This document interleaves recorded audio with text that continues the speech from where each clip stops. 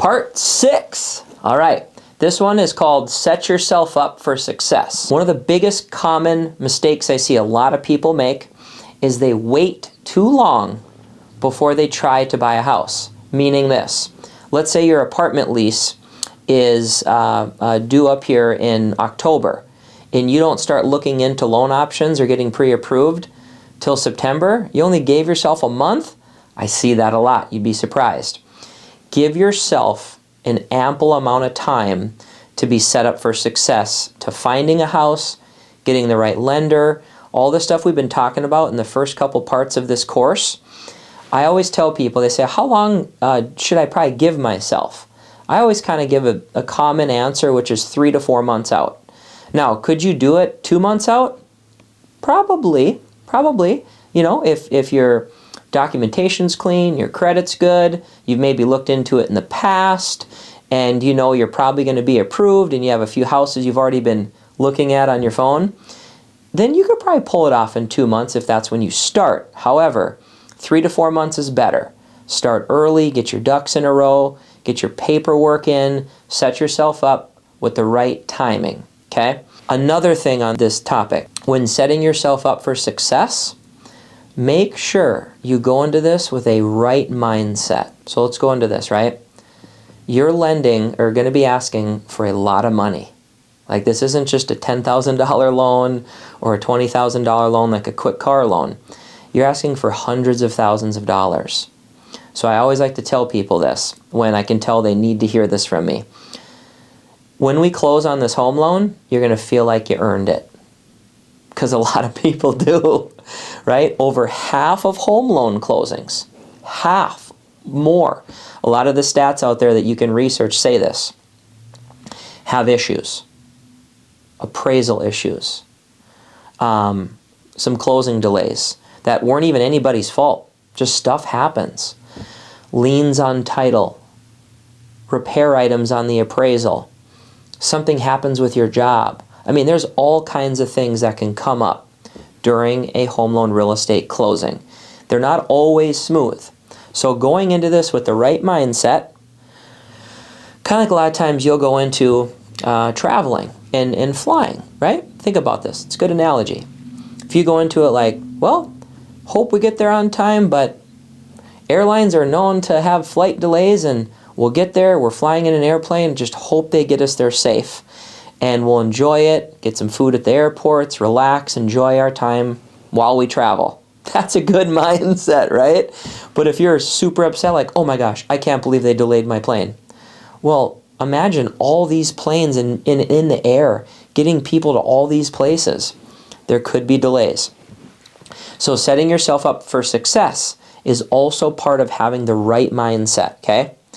Secondly, picking the right team, and also knowing that you have the right people in your corner and knowing that what they're going to tell you, if they're going to walk you through some things, follow what they're saying. I noticed there's a common theme a lot of times where people have said they've had a bad experience. It's because they've kind of fought the process. Like, I can't believe they needed these documents from me. Well, you got to kind of believe it because it's a lot of money. And if you deposited money or you switch jobs or you're getting money from 4 different places, gift from mom, waiting for some money to come in from a paycheck, you're throwing moving targets in the air at your lender, and it's gonna get stressful. So just know, follow suit, get yourself into this early, talk about the things that could happen, and have the right mindset of is, I'll just be so happy and grateful that I closed on this house and people were so great to work with. Having the right mindset is so important versus fighting everybody the whole time. It's going to probably cause you some extra stress. So I don't recommend that, okay? Another thing with setting yourself up with success. The world nowadays, especially after COVID, has all turned paperless. Pretty much.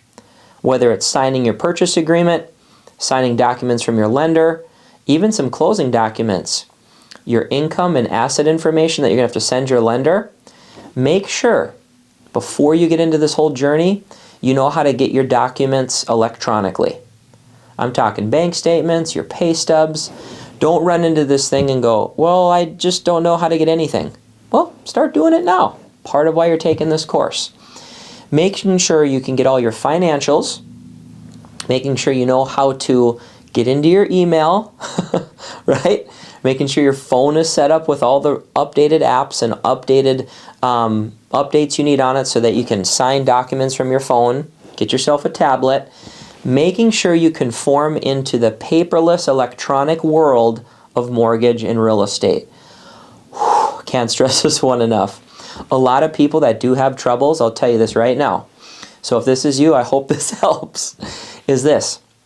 It's people that still try to hold on to everything paper, and they try to go through a real estate mortgage transaction now in 2023 and moving forward. They struggle. They're like bringing in documents, they're piecemealing it, they're bringing in stuff with stains on it and crumpled up paper. Don't do that, don't do that, don't do that. Everything should be sent to your lender, uploaded. Scan and email is great, right? Faxing is still okay. Uploading it, taking pictures. Being into the paperless world is so important nowadays. Basically, I'll tell you this right now. I used to do loans, like I said, back in 2010, 2011. That was so crazy because we were scanning in documents, having hand signatures. It spent so much more time than it is now. It's quick, fast, click button ready. It is amazing. So get involved with that and be ready for that. Final thoughts as well. Setting yourself up for success, right, is do a little bit of research. And if you took this course, you also already did. So I'm proud of you for that. On to the next part.